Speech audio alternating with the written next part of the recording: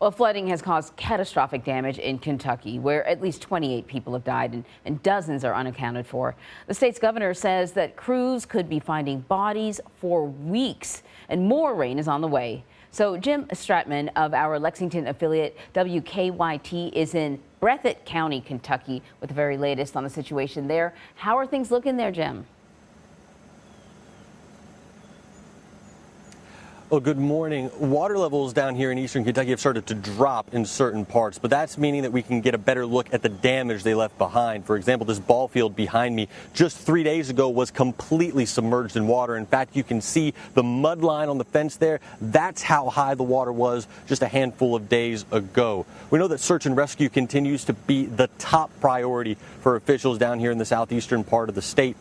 But with more rain expected in the coming days, that's complicating things for officials, and it could add to a harder rescue, which is already being complicated by heavily damaged roads. The road to recovery is a daunting one in Appalachia. Within 10 to 12 minutes, I heard a noise, and I raised the window, and I seen the water, and I knew I had to get out of there. Rain-triggered flash flooding wiped out homes and infrastructure, leaving residents shattered. I had my whole life saved him. I ain't got nothing.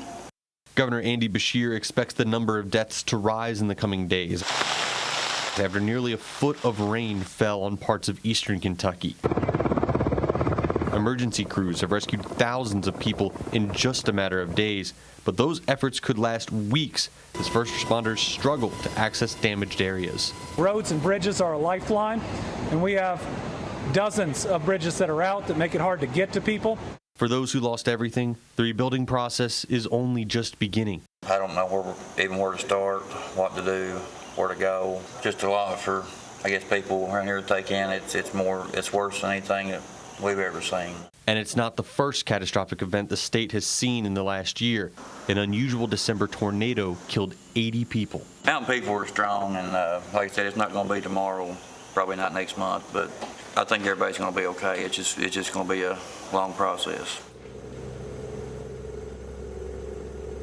FEMA is on the ground in several counties here in southeastern Kentucky trying to provide assistance. We expect to hear more from our governor a little bit later on this morning. So the National Guard is helping out with rescues, but there's more rain in the forecast. How is that going to complicate things? Well, it's just going to make things a little bit harder for crews to be able to get where they need to at this point. We are still seeing search and rescue going on. Crews say that this could definitely impact, depending on the intensity of the rain, which we could see quite a few strong downpours here in the next 24 to 48 hours. That could add to additional flash flooding concerns, or it could just make things a little bit more difficult to crews to get to where they need to go. We've talked to a couple of people who say that they are worried a little bit that more rain after a flooding event like this and the floods that we saw a year ago could leave people in southeastern Kentucky with things like post-traumatic stress disorder just from hearing the sound of rain. They have been hit so hard in the last 2 years from such natural disasters that they are a little bit worried about the effects going forward. Well, you know, the gentleman that you spoke to who was, on the verge of tears talking about how he lost his entire life savings, I just thought that there must be so many people in a very similar situation, people who don't have insurance. What were people telling you when you visited the shelter? What's their greatest concern and their biggest need right now?